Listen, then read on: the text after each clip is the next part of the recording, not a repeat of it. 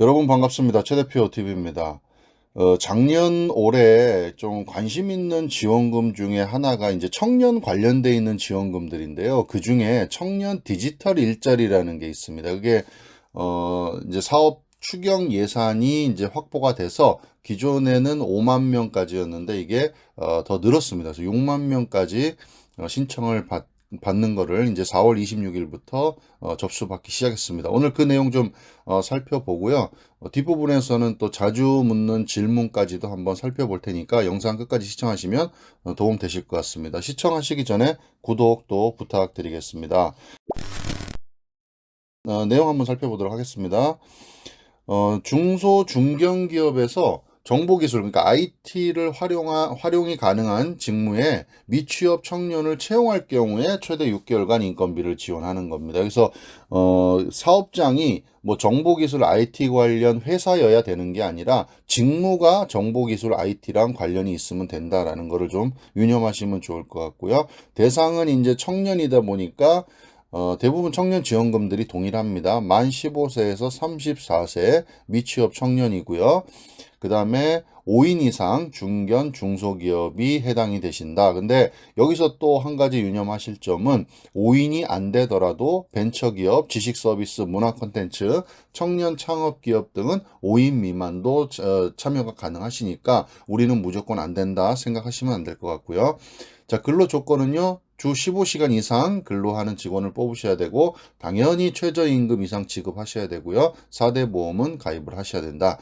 지원 금액은 1인당 인건비 월 최대 180만 원입니다. 최대 180만 원이요. 임금 수준에 따라서 비례적으로 적용을 합니다. 그리고 간접 노무이라 그래서 그냥 이거는 별도로 지급해 주는 돈이라고 생각하시면 됩니다. 100만 원, 10만 원 추가 지급합니다. 그래서 합치면은 180만 원에 간접 노무비 10만 원이니까 월에 최대 190만 원까지를 받으실 수가 있는 거죠. 그러니까 200만 원 이상의 급여가 책정돼 있으면 190만 원을 받는 거고요. 200만 원 미만이면 지급액의 90% 플러스 간접 농업이 10만 원 이렇게 지급받으시게 되는 겁니다.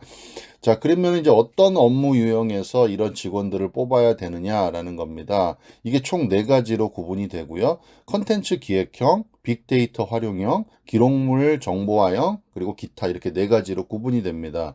자세히 한번 보면요. 1유형인 컨텐츠 기획형은 홈페이지 기획, 관리, 유튜브, SNS 등 온라인 컨텐츠를 관리하는 거. 그 다음에 두 번째 빅데이터 활용형은 앱 개발, 인공지능 AI, 빅데이터 분석 등이 해당이 되고요.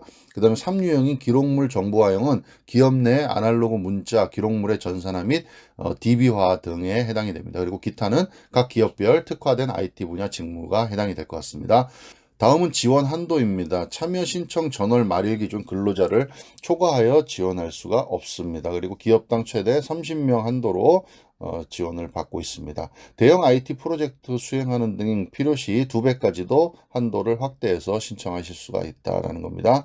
추진 체계를 잠깐 살펴보도록 하겠습니다. 보시는 그런 프로세스로 진행이 되는데요. 이거는 고용센터에 직접 신청하시는 게 아니라 민간 운영기관을 통해서 요건심사 및 지원금이 지급이 됩니다. 그 민간 운영기관은 제가 본 바로는 165개가 지금 선정이 되어 있습니다. 사전에 선정되어 있는 그 운영기관에 신청을 하시는 거다 이렇게 아시면 됩니다. 그래서 보시는 표처럼 운영기관에 선정 계약, 그 다음에 지원금 교부, 참여 신청 승인, 지원 협약, 그 다음에 채용 및 임금 지급, 지원금 신청, 지원금 지급 이런 식으로 보시는 프로세스처럼 지급이 된다 이렇게 보시면 될 것 같아요. 자, 간단하게 내용 좀 살펴봤고요. 그 다음에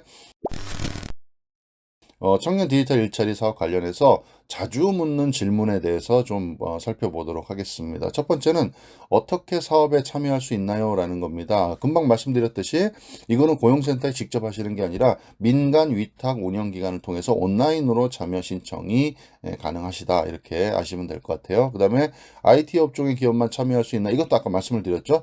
업종이 아니라요. 그 직무에 IT 직무에 해당되는 그런 인원을 채용을 하시는 기업이라면 참여하실 수가 있다. 대신에 소비 향락업 등 일부 업종은 제외가 되겠죠. 일반 유흥주점업, 노래 연습 작업, 무도장, 그다음에 복권 발행업 이런 것들은 참여가 불가능하시다.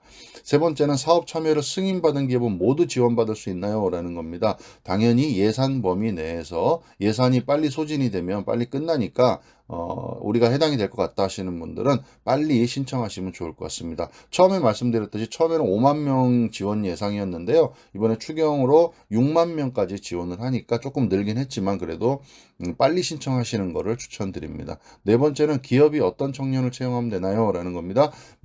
청년은 만 15세에서 34세의 청년을 채용해야 되고요. 만약에 군대를 갔다 왔다 그러면 군대 갔다 온 의무복무 기간은 플러스 되는 겁니다. 그래서 최대 39세까지, 그러니까 오래 근무한 경우에 최대 39세까지 가능하다 이렇게 보시면 될 것 같아요. 그리고 가끔 이제 여쭤보시는 게 재학생도 가능합니까? 라는 건데 고등학교 및 대학교 재학생, 취업 중인자, 동일 기업 재취업 6개월 내에는 지원 대상에서 제외가 됩니다.